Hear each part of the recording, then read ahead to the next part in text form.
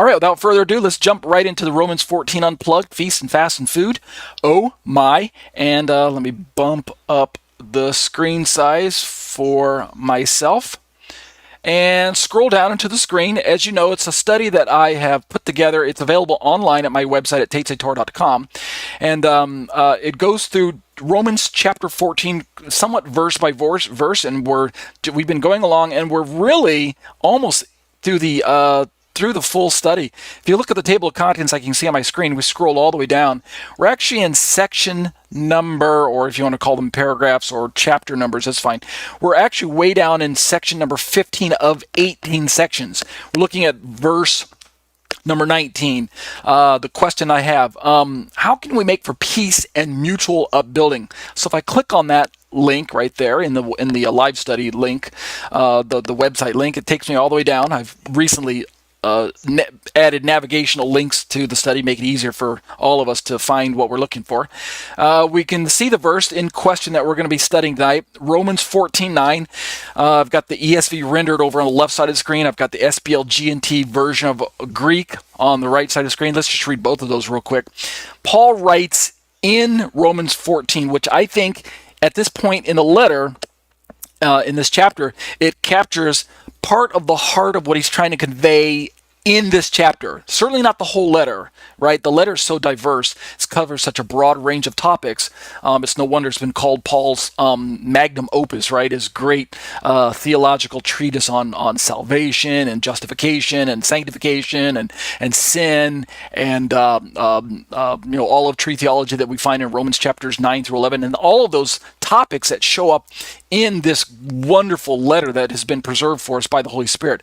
But in Romans chapter 14, we see this snapshot of these community folks that are thrust together in this dynamic, this socio religious melting pot where Jews and Gentiles are brought together, and they're going to have to face each other's food preferences and holy day preferences and dietary restrictions and they're fighting and they're quarreling and they're judging one another, and Paul is just he's not going to have any of it.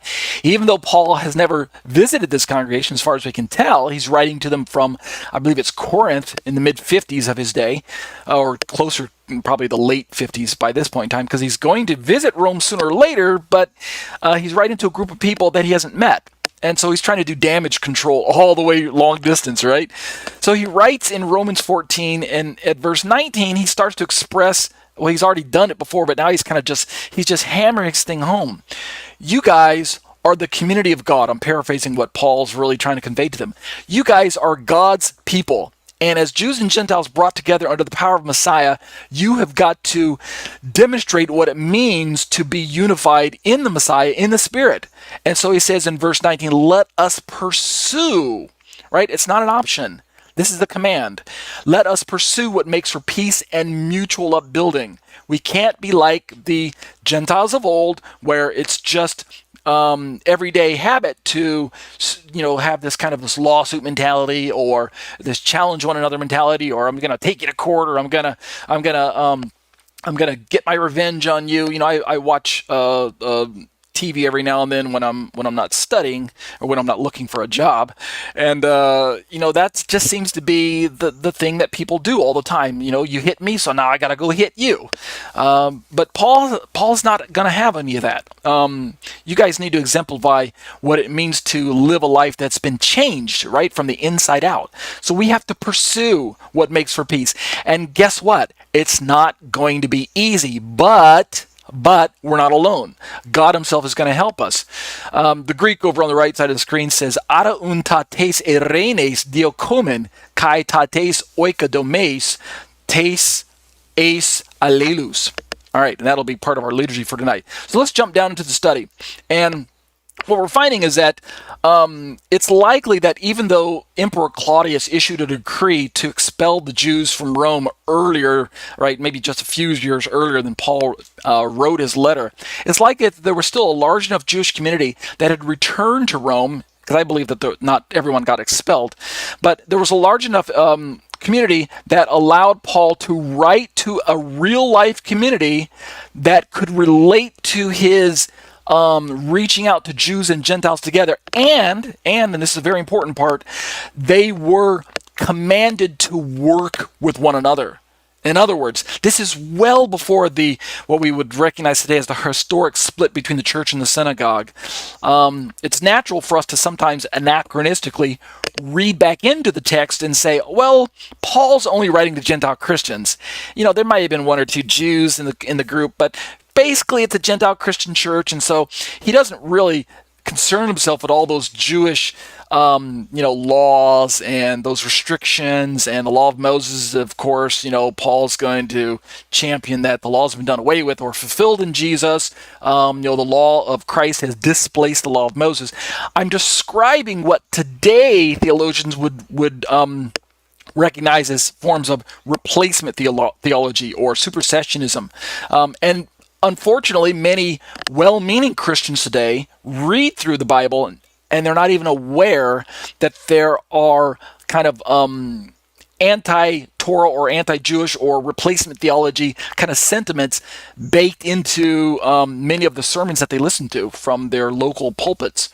And I'm not faulting any of the pastors. Don't get me wrong. I'm not pointing my bony finger at the theologians that are sitting there in their seminaries and things like that. I'm just simply trying to recognize that there is a problem in many of today's Christian communities, and many people aren't aware of it. And so thanks be to God that eyes are being opened and we're being made aware of the issue of the relevancy of Jews in Paul's day, the relevancy of Torah within the communities. Paul did not make a break from his Jewish communities. As far as I can tell, he still upheld Torah observance. He modeled Torah observance, even for Gentile Christians. Now, I know that would have been a difficult endeavor because they weren't raised with that type of social background. But this is what causes chapters like this to be so relevant for us today, because here we are in the 21st century, right? We're 2,000 years removed from Paul's writing, and yet we still face some of the same issues. When I visit many Christian churches and I look visibly Jewish, at least I'm wearing, a kippah and a talit and whatnot, or tzitzit on my garments, and people begin to ask me, what is all this? Why are you keeping all those ceremonial parts of the law? Isn't all that done away with? And I say, aha, I'm glad you asked. Right. So, tzitzit are really the original witness wear, in my opinion, right? Because they're like, 3,500 years old versus, the t-shirts that you can buy with, John 3:16 on it. So let's jump into this part of my study where we're doing this bit of an excursus. We left off last week where we're looking at the situation in Romans, right? Jews and Gentiles working to the issues out, right? They're judging one another. Paul's telling them, you can't do that. You've got to stop doing that. They're looking down their nose at one another, and over something such as food, right? They get together for table fellowship, and a food fight breaks out, right? You can't eat that. No, that's unclean. No, that was picked up in the common marketplace. It's koinos. No, it's akatharthos, right? Akatharthos or something like that. And so the two groups, the Jews and Gentiles, or those who are keeping one diet, those who are keeping another diet, and those who are keeping one set of special days, and people are keeping a different days, which I think were fast days, by the way. I don't think it was a Sabbath versus Sunday, but we talked about that weeks ago or months ago. Either way, Paul says, look, you guys are the community that God himself has redeemed by the blood of his very own Son. And you're filled with his precious Spirit, and therefore you can't behave the way that you're behaving. And so let me tell you what you guys need to do. And so I think that what Paul is doing is he's instructing them by the Spirit of the Lord, right? That God is leading him to speak to the people this way. But he has this same line of instructions that shows up in other letters, in other parts of his writings. And so we're going to borrow some of Paul's notes from the book of Ephesians. Was the church at Rome familiar with Paul's other letters? I can't say for sure, but let's just imagine for a moment that they had access. Today we can thumb through our Bibles, we can turn to Romans, we can flip over to Ephesians, we can compare and contrast, and we're going to do that today. But, could they have done that? Probably not likely. But nevertheless, the heart of what Paul says in one letter carries over into another letter. So here's what I'm trying to say. how are they going to make for peace and mutual building? Are they just going to kind of put up with one another, like I mentioned a few weeks ago, last week or so? Is that what Paul's saying? Hey, you guys, I know you got your social religious differences, right? Jews, Gentiles, and pagans and religious Jews, and you got all the halakha of the rabbis and things like that. Is Paul just going to say, you know what, just live and let live, right? Just get along. I know you don't like each other, and that's fine, but can we just all get along? Is that Paul's attitude? I don't think it is. I don't think he is. I think Paul knows that the Spirit of God is working inside of them. And because of that, there's more at stake than just saving face or, not engaging in lashon hara, which is like gossip. I think Paul knows and wants them to also understand that the way to lasting peace and community upbuilding, like he's talking about in verse 19, is to allow the Spirit of God to continue to change us from the inside out. That's how our communities are changed. I know it's one by one, right? It starts with one individual, but somebody has to take the lead. Typically, it might be the pastor or the head rabbi or somebody like that, who sits the congregation down and says, "Look, we're not going to have any of this. The Spirit of God is not happy with our judgmental attitudes towards one another, despite our differences of understanding of the text." Let's look at the way Paul articulates this in Ephesians. All right, keep in mind this is a Roman study, but we're going to use the book of Ephesians in this little excursus tonight, and we might look at the video that I prepared that matches this particular section in the book of Ephesians. So look at this right here. Ephesians chapter 2, starting in verse 14, here's what Paul has to say to that group, and the spirit of what he's writing there, keep in mind, I believe, carries over into what Paul would have had in mind for his Romans crowd, particularly in chapter 14 of Romans. Paul says in Ephesians, speaking of Yeshua first and foremost, he himself is our peace, who has made us both one. Now, I mentioned last week, who's the us? He said, who has made us both one. Who is the us?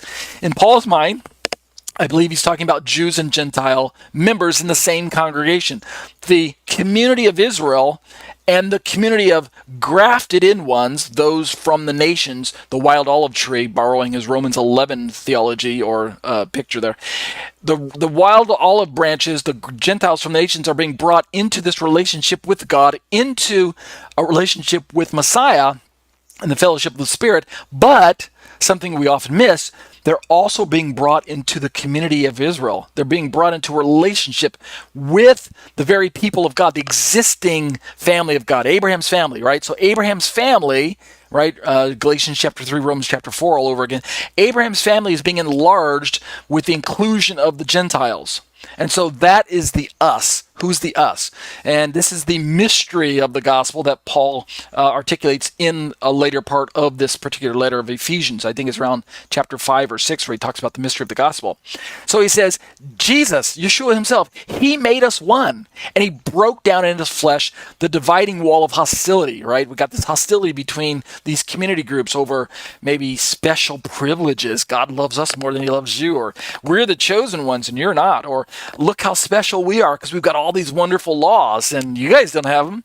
You guys are just, stone cold pagans. Or, there was this hostility that was really strong in Paul's day over chosenness, over community dynamics and things like that. And so it was a big challenge to suddenly acknowledge that God was doing this wonderful new thing by bringing those from the nations into the family of Abraham without forcing them to change their ethnic status from Gentile to Jew, right? The whole proselyte conversion ceremony, works of the law, covenantal nomism perspective that was rampant in Paul's day, the poison of ethnocentric Jewish exclusivism.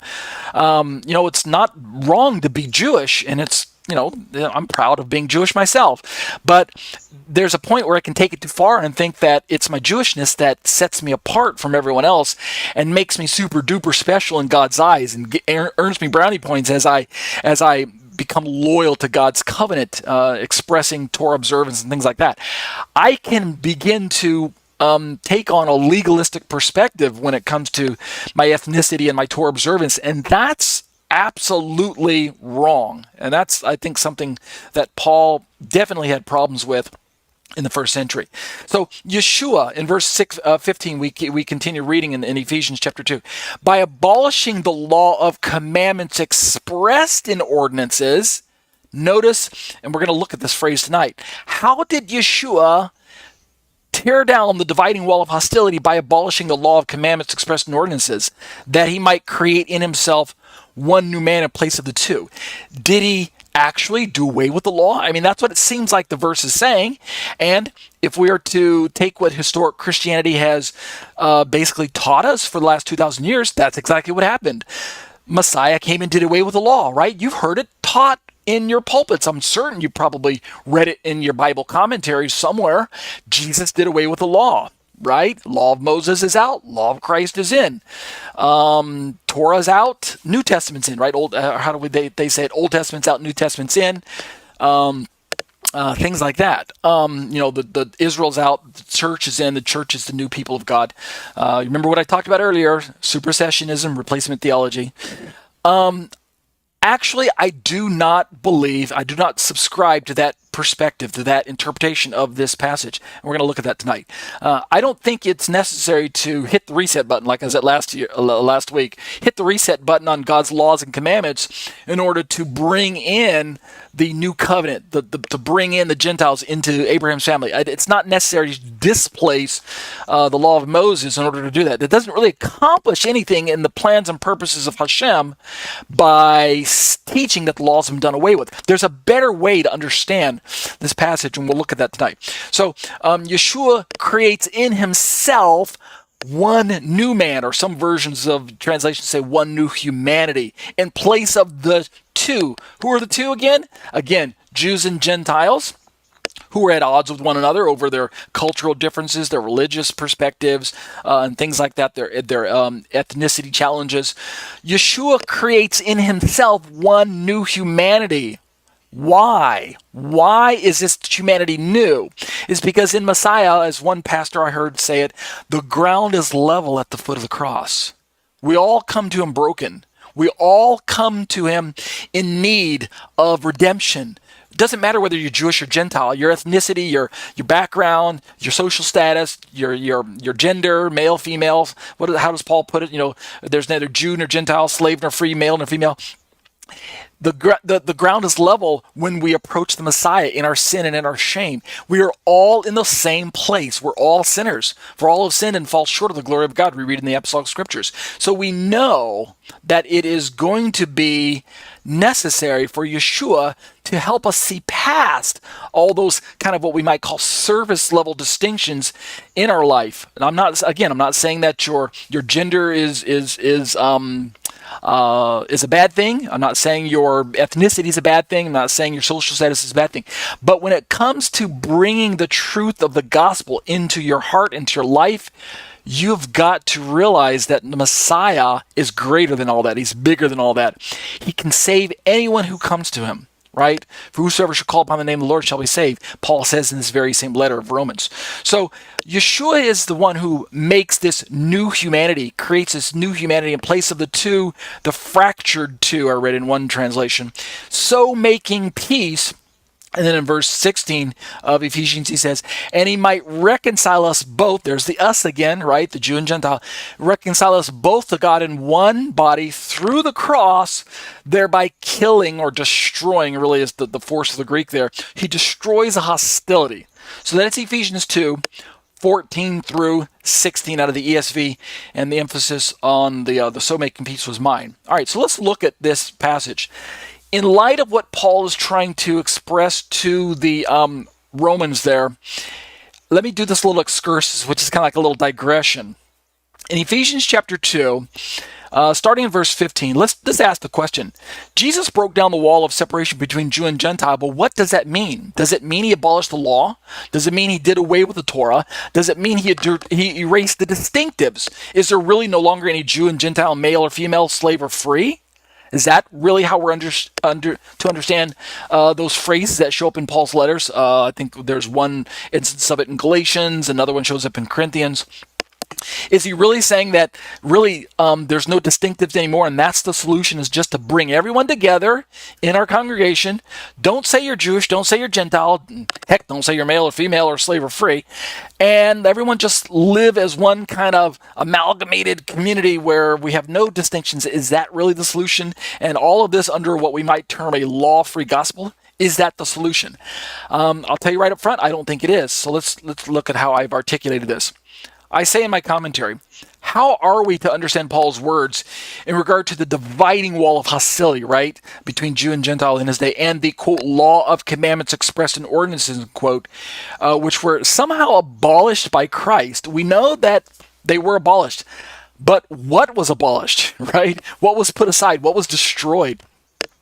And I say, germane to our study here in Romans 14:19, how would the theology of Ephesians 2 help Paul's communities in Rome, quote, pursue and make what makes for peace and mutual building? Remember, that's the verse that we're looking at in question. The pasuk in question is, how can they pursue peace and make for mutual building despite our differences?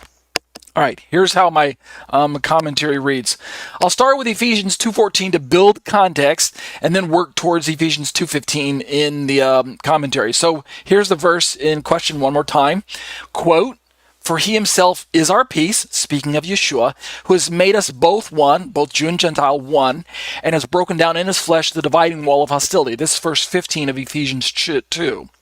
Now, I say in my commentary, it's commonly taught that the dividing wall of hostility being broken down was the law of Moses, the Torah, right? This is common knowledge by way of Christian theology today. If you jump into any church, Bible study, go online to any Bible study online, or visit your average seminary, or pick up any theology books, typically this is the way the interpretation is going to spin, that the dividing wall of hostility being broken down was the Torah of Moshe, and that Yeshua's death and redemption severed the believer's relationship, both Jew and Gentile, from any obligation to keep the law of Moses, particularly the ceremonial parts like Sabbaths and keeping kosher, wearing tzitzit, putting a mezuzah on your door, keeping the festivals, things like that. So it seems to be that the best way to understand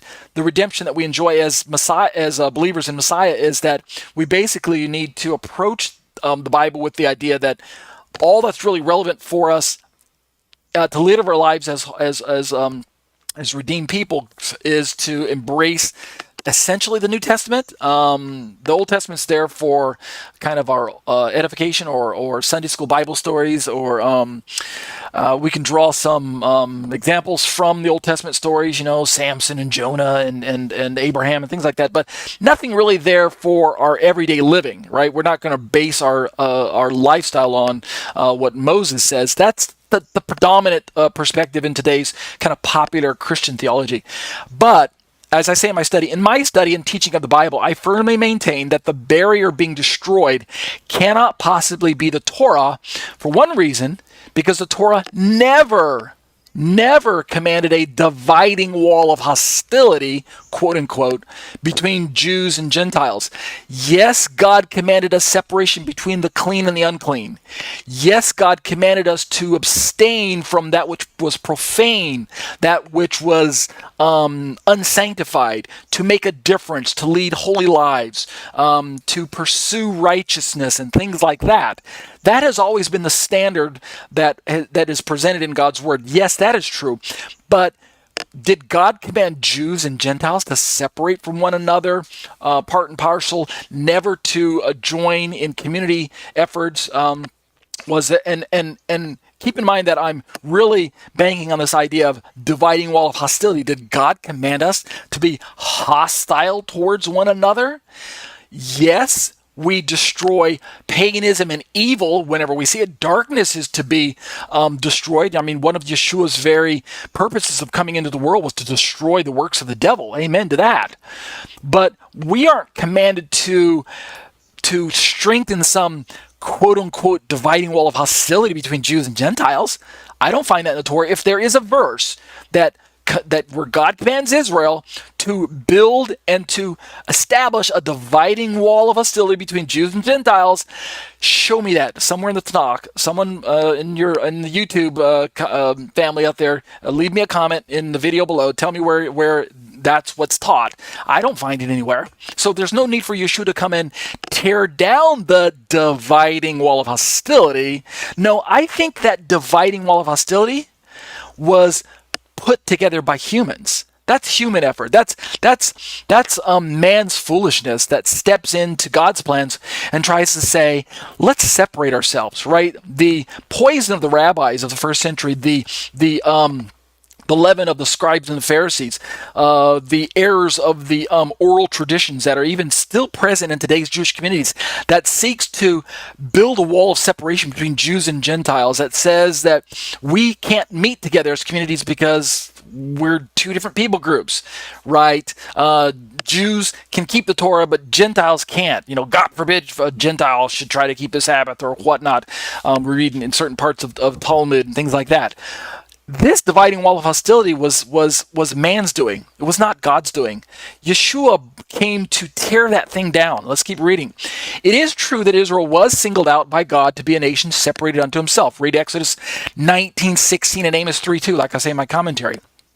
But, as I've already mentioned, the separation is the paradigm presented to demonstrate the basis for a unique covenant relationship in which the husband would love and cherish his bride with a unique love not intended for other women, right? Read Isaiah 54, verse 5. So the separation is a model where God, the husband, brings Israel to himself as his bride and says, you are my unique, special, treasured possession. You're my Am Sugalah, my treasured people, my treasured possession.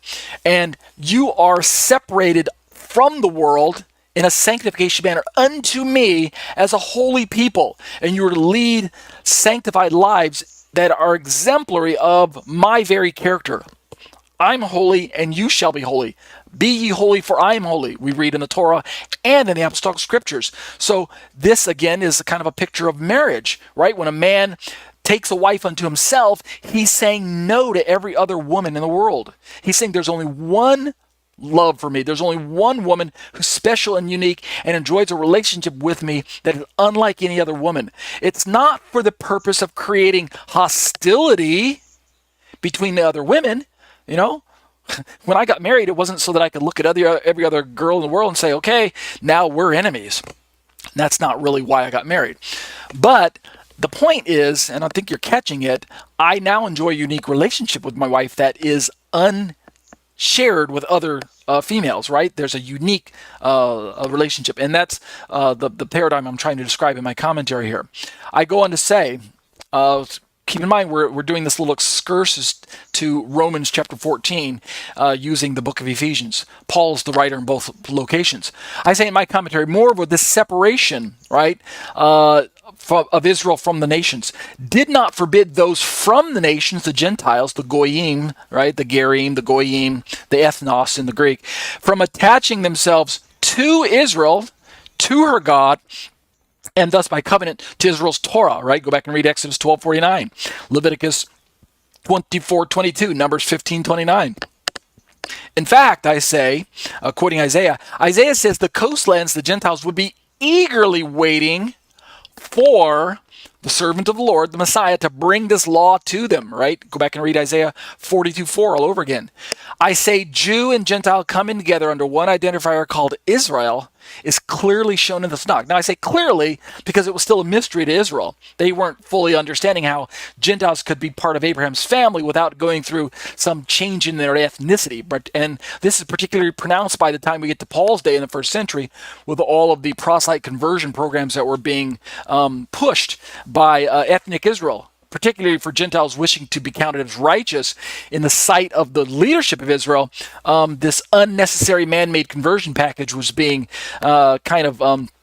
regulated. In other words, Israel was kind of micromanaging the immigration into Israel from their perspective, even though it's unbiblical and it was unnecessary. So I go on to say in my commentary, so if the Torah cannot be the dividing wall, what exactly was it? If it wasn't the law, that Jesus broke down? What exactly was the dividing wall? Well, whatever it was, I say in my commentary, it created the enmity, the hostility. We've got our Greek there. It's the echthron, which was mentioned in both Ephesians 2:15 and in Ephesians 2:16, which we're going to get to in a moment.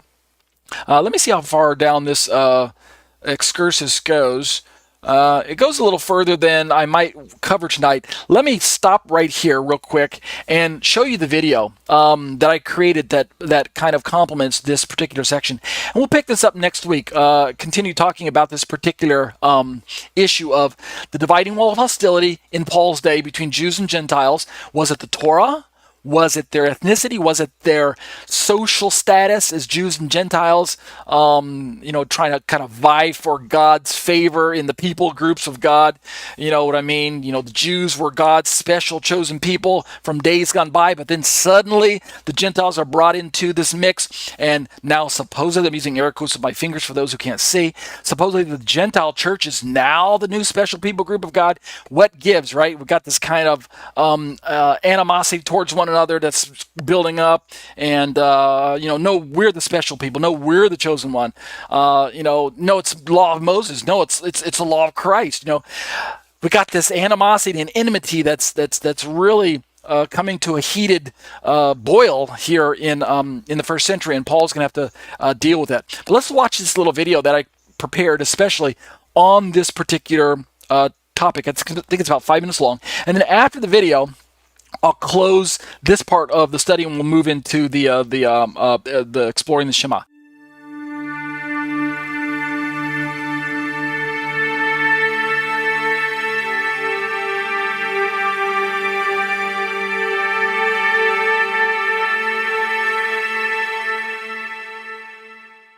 Short Questions, Short Answers by Torah teacher Ariel and eBible.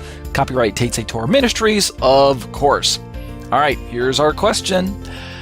Question: what did Paul mean in Ephesians 2:15 that abolishing the law of commandments expressed in ordinances, that he might create in himself one new man in place of the two? Yeah, it's quite a lengthy question, and we're going to take a few minutes to go through it step by step, and hopefully it'll make a little more sense than it has done in the past. So, if you read through eBible, you'll find that most standard Christian answers are concise and pinpoint accurate. When commenting on this verse, their answers usually forthrightly reinforce the central truth that Yeshua Jesus broke down the wall of separation between Jew and Gentile and created one new man in himself. Most Christian answers are going to catch that central theology about that Jesus is the one that broke down this wall. I want to elaborate on the antecedent theology as well as the first century historic and social implications of this separation, thus further uncovering the true meaning behind what it meant that Messiah, quote, abolished the law of commandments expressed in ordinances, end quote. What exactly did Paul mean when he was trying to explain this concept of this law of commandments expressed in ordinances? Was it the Torah? Or was it something else? Let's keep reading. I think my answer might go a long way towards helping to better understand some of the challenges that Paul faced as a Messianic Jew who was sent by Yeshua to the Gentiles. Read Acts 22:21 as well as Ephesians 3:1. Paul was specifically commissioned by Yeshua to take this gospel to the rest of the world. Paul of Tarsus, the apostle to the Gentiles. Yay! Yeah, we're glad he sent. We're glad he went, right? All right, let's keep reading. So Ephesians 2:14 and 15. Let me start with verse 14 and back up in my answer to build context, and then that way work towards verse 15. And we read this in our liturgy already. He himself is our peace, Yeshua. He made us both one, and he broke down in his flesh the dividing wall of hostility. That's verse 14, working our way towards 15. So if we look at verse 14, we've got basically the Christian opinion on one hand, and we've got the Messianic opinion on the other hand. So, what is the Christian opinion? It's commonly taught that the dividing wall of hostility, the quote-unquote, that's being broken down was the law of Moses. In other words, the law of Moses, the Torah. That's the Christian opinion. But In my study and teaching of the Bible, I firmly maintain that the barrier being destroyed cannot possibly be the Torah. And that's a general Messianic opinion. You're going to find these disagreement between these two camps these days. And why don't I think that? It's because the Torah never commanded a, quote, dividing wall of hostility, end quote, between Jews and Gentiles. That's my first way of interpreting this passage. There's no such dividing wall.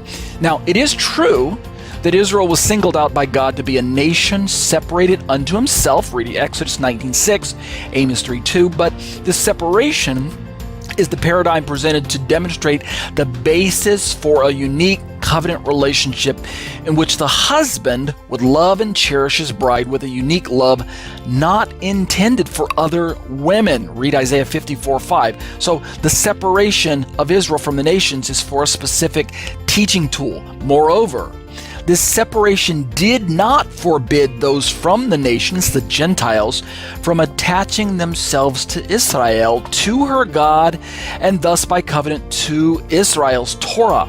Read Exodus 12:49, read Leviticus 24:22, read Numbers 15:29, where those passages specifically mention the verbiage of the foreigner, the stranger who dwells among you, and things like that. In fact, Isaiah says the coastlands, the Gentiles, would be eagerly waiting for the servant of the Lord, which is Messiah, to bring this law to them. Read Isaiah 42, verse 4. It's a wonderful verse for those of you who are Gentiles to identify with. Jesus the Messiah was going to bring the Torah to the Gentiles, of course, along with salvation. Now, let's describe covenant Israel for a moment. We've seen this picture before in other YouTube videos of mine. We have covenant Jews plus covenant Gentiles. And what does that equal? Jew and Gentile coming together under one identifier called Israel is clearly shown in the Tanakh, albeit, of course, maybe the Gentiles weren't showing up in mass like they did after Acts chapter 2, but nevertheless, covenant Israel has always been a mix of Jews and Gentiles. All right, so if the Torah cannot be the dividing wall, then what was it? Well, whatever it was, it created the enmity, the hostility, the Greek is echron, that was mentioned in both Ephesians 2:15 and Ephesians 2:16.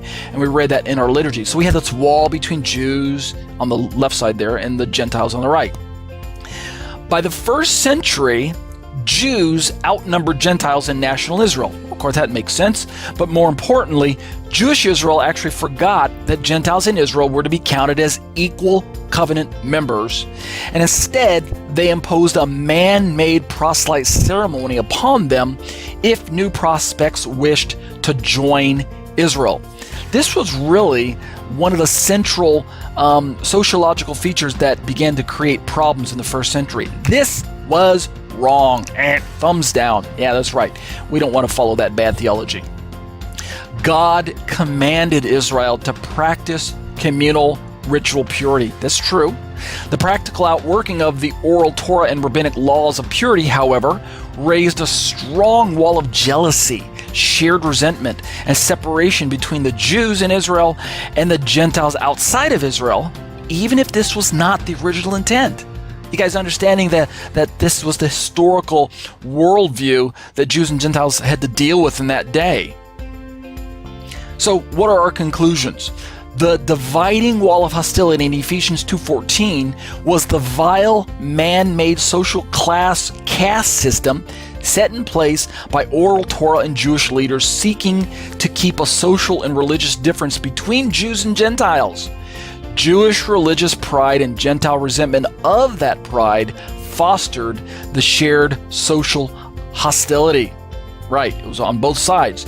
Jesus came to establish once and for all that Jews and Gentiles in him constituted a, quote, spiritual Israel within national Israel, end quote. Read Romans 9:6-8, Romans 9:23 and 24, and Romans 11:1-7. The remnant of Israel, that's who they are. In the remnant, Jews and Gentile believers were equal. Something Paul states later in Ephesians 2:18-22, if you continue reading down through that passage. And this is vitally important that we catch this concept. We could draw these two circles like we're used to hearing me talk about. We got national Israel on the left side circle. We got the Gentile nations on the right side circle. And as we bring the two circles together and overlap them, we create this slice in the middle called remnant Israel, aka the church. Make sense so far? That's the way to understand Paul's theology. Yes, that's the better way to understand the theology. So, using the whole context of Ephesians 2 to bolster my argument, I would paraphrase Ephesians 2:14 and 15 thusly. Here's my paraphrase. Quote, "For he himself is our peace, who has made both Jews and Gentiles in Messiah into fellow citizens with one another and both into members of Israel, and has broken down in his flesh the dividing wall of hostility created by the class caste system." Right? Following along so far? Let's continue with my paraphrase. "By abolishing the laws of oral commandments found in man-made dogma, that he might create in himself one new redeemed humanity in place of the fractured and separated two, so making peace." Yes, Yeshua made peace by bringing a new way of understanding Jewish and Gentile relationships towards one another. Right? And I hope that goes a longer way towards better understanding this passage here in Ephesians. Be blessed as you seek to be a blessing to others. Well, that'll do it for this week's YouTube video. My podcasts are available on iTunes. Just search for me under the term Ariel HaNavi. We'd love to have you log in and listen to all of the podcasts that I got available to you. But to all my faithful YouTube subscribers out there, I'd like to encourage you to watch my YouTube videos. Make sure you're subscribing and clicking the setting that allows you to receive the updates when I upload new videos. New content is added weekly. In fact, it's more than once a week. It's multiple times a week, okay? I promise.